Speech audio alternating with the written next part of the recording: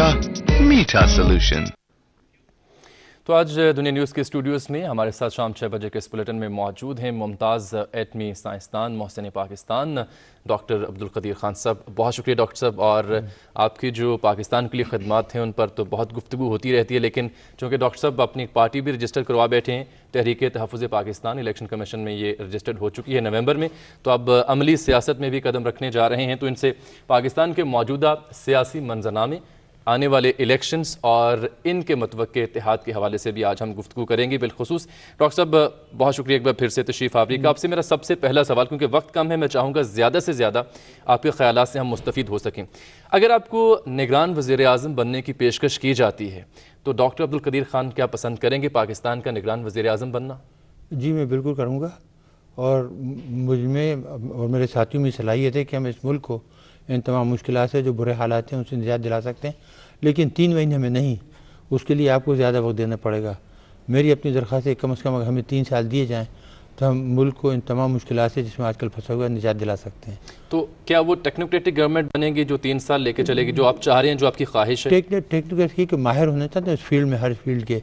अभी तो ये होता है कि कोई भी उठा के आपने क्या वो जाली डिग्री वाला और मैट्रिक पास हो और मैट्रिक फेल हो, उसको आप लगा देते हैं ऐसे अहम महकमेजात में कि जिसका उससे ताल्लुक़ नहीं होता, और जहाँ सख्त हाईली क्वालिफाइड लोगों की ज़रूरत होती है, टेक्निकल लोगों की, तो इसलिए उन लोगों को लगाना ज़रूरी होगा जिनको महारतें इन चीज़ों में, और पाकिस्तान में कमी नहीं है, 19 करोड़ का मुल्क है। डॉक्टर जब आप ये कहते हैं कि महारत वाले लोग हों, चाहे टेक्नोक्रेट्स हों, लेकिन 3 माह भी ना हो, 3 साल हों, तो आपके पास क्या वो वाज़ेह पॉलिसी लाइन है, रोड मैप है जो आप समझते हैं आवाम को बता के कि उसके तहत आप 3 साल में ये मसाइल हल कर लेंगे जो पाकिस्तान को दरपेश है? देखिए, मैं ये सवाल कई मरतबा किया जा सका, मैं आपसे अर्ज़ करूँ कि फ़र्ज़ किया बिजली का बहरान हो या पानी का हो और एग्रीकल्चर वगैरह की जो भी चीज़ें हैं, इस किस्म की जो चीज़ें हैं, तालीम का हो, इनमें से कोई भी प्रॉब्लम जो है वो एटम बम बनने से तो मुश्किल नहीं है।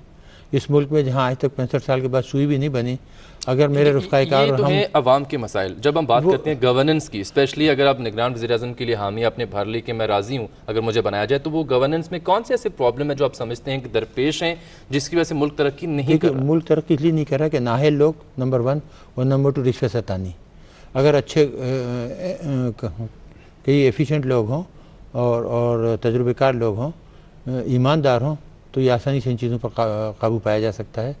अब जबकि आप सियासत में आ रहे हैं तो इत्तेहाद की अगर ऑप्शन आपको दी जाए, आपके स्पोक्समैन रुहेल अकबर साहब ने कहा था नवंबर में कि हम इत्तेहाद करेंगे लेकिन राइट विंग की जो पार्टीज़ हैं उनके साथ, तो आपकी आइडियल पार्टी कौन सा जिसके साथ आप मिलकर इत्तेहाद करना पसंद करेंगे? हमारी तो पूरे पाकिस्तान ही आइडियल हैं, जिसको भी पाकिस्तान का दर्द है और जो भी पाकिस्तान को बचाना चाहता है, मुश्किल हालात से निकल चाहता है, सबके साथ हम मिलकर काम करने को तैयार हैं।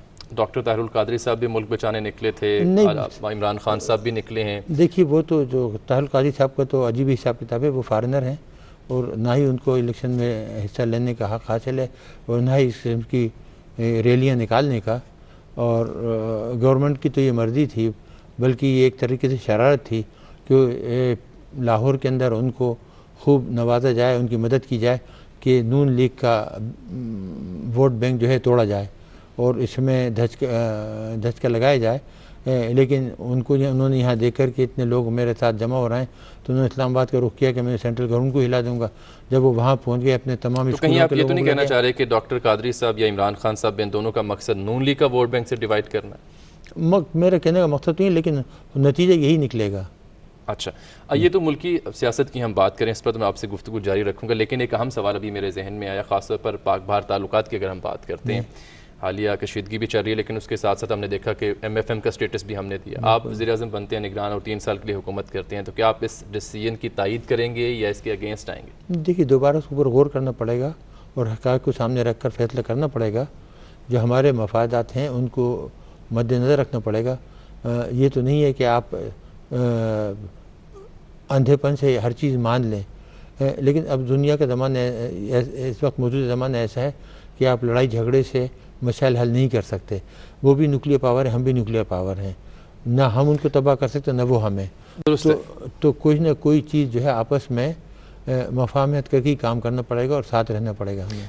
जब आप बात करते हैं कि हमें मुफाहमत करनी पड़ेगी, साथ रहना पड़ेगा, तो न्यूक्लियर प्रोग्राम्स की भी आपने जिक्र किया, आपसे इस बारे में बेशुमार सवाल भी होते हैं, लेकिन मेरा अब सवाल आपसे ये है कि 2013 में हम रह रहे हैं, क्या अब भी पाकिस्तान के न्यूक्लियर प्रोग्राम को कोई थ्रेट्स हैं, कोई ख़तरात हैं आपकी नज़र में? कोई भी नहीं, कतई नहीं है, क्योंकि जो सिस्टम इस वक्त ऑन ग्राउंड है SPD का, जनरल क़िदवाई और जनरल ताहिर जो डायरेक्टर सिक्योरिटी हैं, जनरल क़िदवाई SPD के DG हैं, उन्होंने बहुत ही फेल से सिस्टम ऑन ग्राउंड रखा है। लेकिन अगर हम सुपर पावर अमेरिका को देखें तो उनके प्रेसिडेंट का तो ये वाज़ेह एजेंडा है कि डीन्यूक्लियराइज करना है इन कंट्रीज़ को जिनके पास एटॉमिक वेपन्स हैं। ऐसा नहीं है, अगर आप खुद करना चाहें, ये कोई आपके कपड़े नहीं उतारता जब तक कि आप खुद तैयार ना हो अपने कपड़े उतारने को। तो अगर आप खुद तैयार होंगे तो वो डीन्यूक्लियराइज करेंगे, आप ना करें तो वो नहीं कर सकते। एक इंतहाई अहम सवाल आपसे, एक तरफ पाकिस्तान एटमी पावर है और आपने कहा कि उसे कोई ख़तरा नहीं है उसकी एटमी क़ुव्वत को, बिल्कुल नहीं, और आप अज़म भी रखते हैं पाकिस्तान को तरक्की की राह पर गामज़न करने का, लेकिन दूसरी जानिब हम देखते हैं यही वो मुल्क जो है अंधेरों में डूबा हुआ है। तो कालाबाग डैम की आप हिमायत करते हैं, बनना चाहिए या नहीं बनना चाहिए? देखिए, कंसेंसस होना चाहिए, उसकी ज़रूरत है। आपको लोगों को कन्विंस करना पड़ेगा। इस वक्त जो लोगों को बहकाया गया है, उन लोगों ने जिनको ये इल्म ही नहीं है, ये सिंधताज के होंगे। अगर कालाबाग डैम बनता है और पानी वहाँ रोका जाता है जिस तरह के तरबेला डैम का, तो पानी से महरूम नहीं किया जाता नीचे के सूबों को, मतलब सिंध को। जब भी अगर डैम बना और बिजली पैदा होगी तो पानी वहाँ से रिलीज़ होगा और वो ख्वाह बलूचिस्तान में या सिंध पानी वहाँ जाएगा। आपने उनको आवाम को कन्विंस करना है, उनको बताना है कि उनके मफादात जो हैं उनको नुकसान नहीं पहुँचेगा। ठीक है, अब ये बताइए कि कालाबाग डैम के हवाले से तो आपने मौक़िफ़ का इजहार किया, इससे जुड़ी एक और अहम नुकता भी है जिस पर आजकल बहस जारी है, नए सूबे। जी। बहावलपुर जो भी पंजाब का एक सूबा नाम दिया गया, बहावलपुर की बहाली की बात की जा रही है, सराइकी सूबे की बात की जा रही है। तो नए सूबे बनने चाहिए, अगर बनने चाहिए तो कहाँ कहाँ? नहीं, देखिए, ये तो आपस में बैठ कर ही बातचीत हो सकती है। इंतज़ामी एक पूरी कमेटी बनाई जाए, इंतज़ामी मामलात पर गौर करे और लिसानी को भी मद्देनजर रखे, वरना यही होगा जिस तरह। इसमें वजाहत कर दें, लिसानी बुनियादों पर सूबा बनना चाहिए नया या इंतज़ामी बुनियादों पर? दोनों को मद्देनजर रखना चाहिए ना। जब आप बना रहे हैं तो देख लीजिए कि ऐसा तो ना हो कि आपने बीच में लाइन खींच दी और एक तरह तो निज़ामी हो गया, एडमिनिस्ट्रेटिव, और लोग ऐसे भी हो गए जहाँ लड़ाई झगड़े हों, जिस तरह आज के कोयटे में हो रहे हैं, हज़ारे के लोग और मुकामी लोग। तो इन चीज़ों को मद्देनजर रखना चाहिए और होना चाहिए कंसेंसस से। बलूचिस्तान में जो आग भड़की है, बदअमनी है, और वहाँ पर भी आप देखते हैं कि कई ऐसे इलाके भी हैं जहाँ पर झंडा नहीं लगाने दिया जाता, इस हद तक बदअमनी है, अमन अमान की नाक़िस सूरत हाल है। उसकी वजूहात आपकी नज़र में क्या है, उनका सोल्यूशन आपकी नज़र में क्या हो सकता है? देखिए, उनको है सेंस ऑफ डिप्राइवेशन, उनको नज़रअंदाज किया गया, उनके खिलाफ हमेशा आर्मी एक्शन किए गए, भुट्टो से वक्त से लेके शुरू किया गया ये सिलसिला, वो ख़त्म ही नहीं था। और उनको नौकरियों के मौक़े नहीं हैं, तरक्की के मौक़े नहीं हैं। उनके वहाँ से गैस निकलती है, तमाम पूरा पाकिस्तान को गैस सप्लाई होती है। गैस आपको पता है कि ज़ियाउल हक़ ने दी थी कोयटे को इतने अरसे के बाद, जबकि कराची तक में पहुँची हुई थी, फ्रंटियर तक।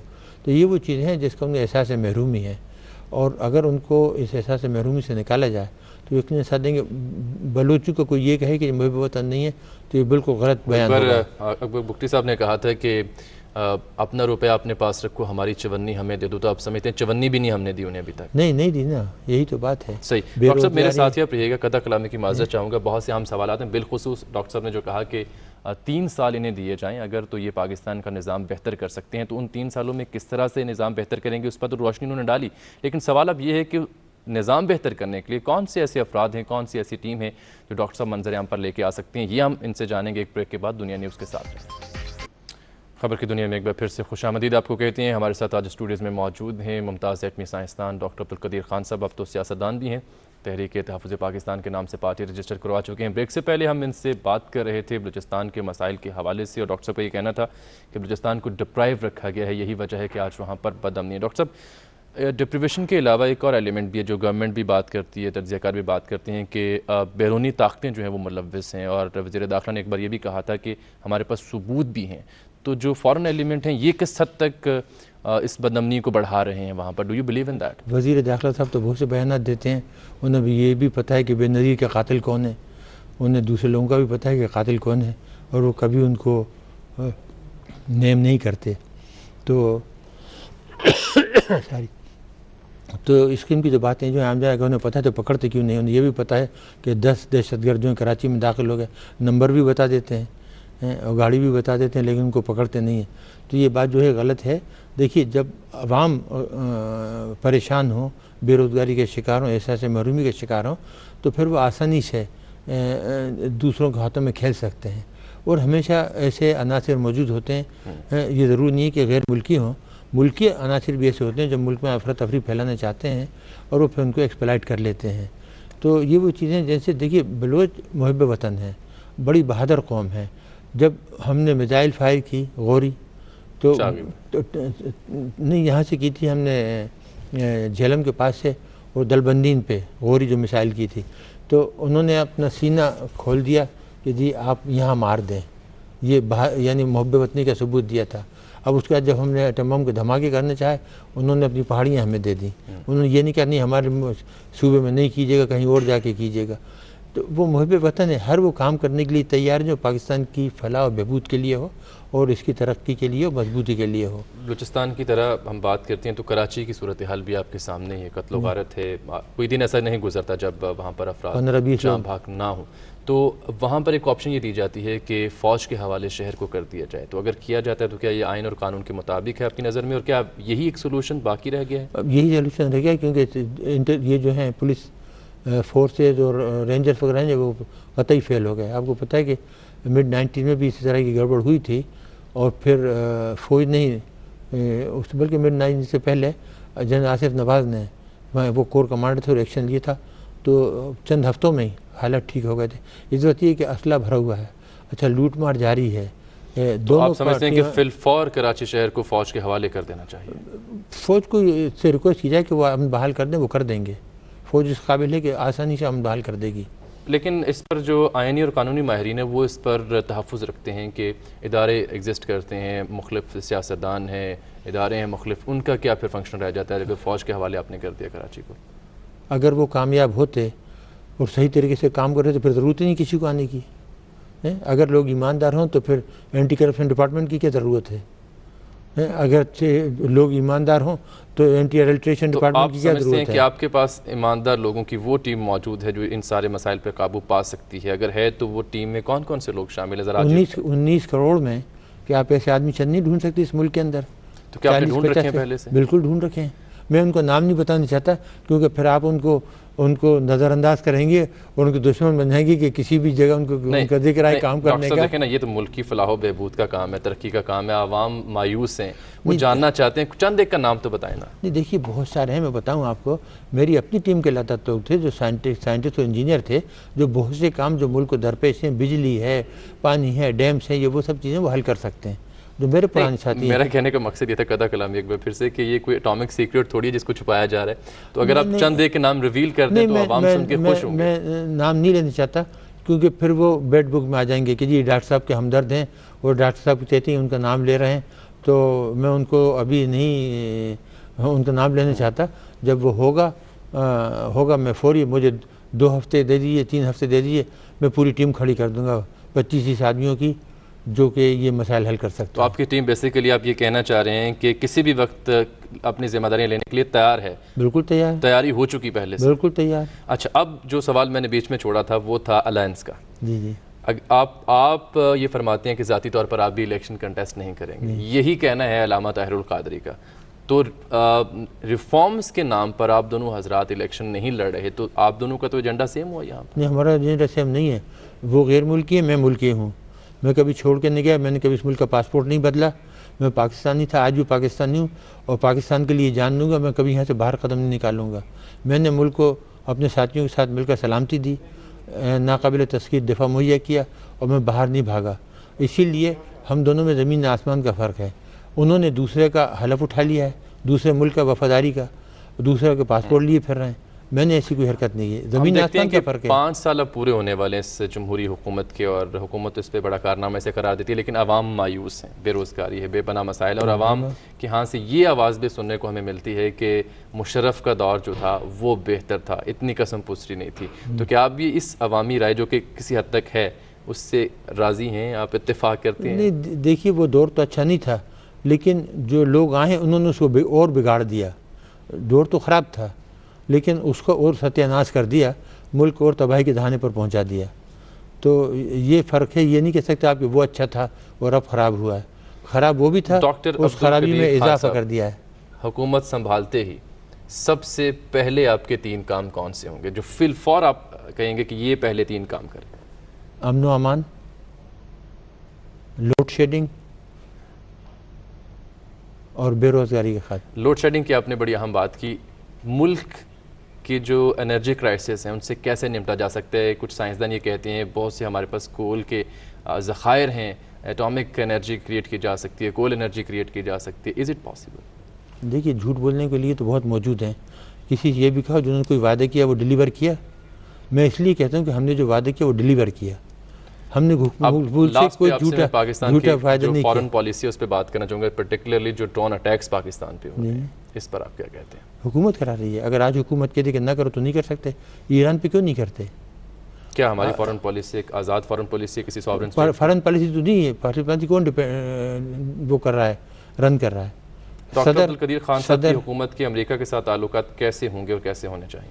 बिल्कुल जैसे एक न्यूट्रल होना चाहिए, मफाहमियत की, यानी इस तरह कि आप अपने मफाद का ख्याल रखें, हम अपने मफाद का। ये नहीं हो कि हम आपकी ग़ुलामी करें। ना हम उनके दुश्मन बनना चाहते हैं, ना हम ये चाहते कि वो हमारे दुश्मन बने।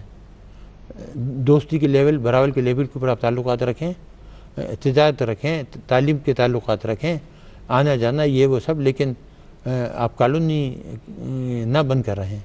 डॉक्टर अब्दुल कदीर खान साहब, बहुत शुक्रिया आपका तशरीफ़ है स्टूडियोज़ में। अहम मुल्की मामला पर आपने तफसील से गुफ्तगू की, बहुत शुक्रिया। और डॉक्टर अब्दुल कदीर खान साहब के ख़यालात आपने भी जाने। वो कहते हैं कि अगर उन्हें मौका दिया गया तो वो ज़रूर निगरान वज़ीर आज़म बनना पसंद करेंगे। और उन्होंने कहा कि 3 माह के लिए नहीं बल्कि वो फिर 3 साल चाहेंगे कि हुकूमत करें अपनी टीम की हमरा, ताकि मुल्क को जो दरपेश मसाइल हैं उनको वो हल करके भाग दौड़ की ज़िम्मेदारी अगली आने वाली जो मुंतखब हुकूमत है उसके ज़िम्मे कर सकें। दुनिया न्यूज़ से फ़िलहाल के लिए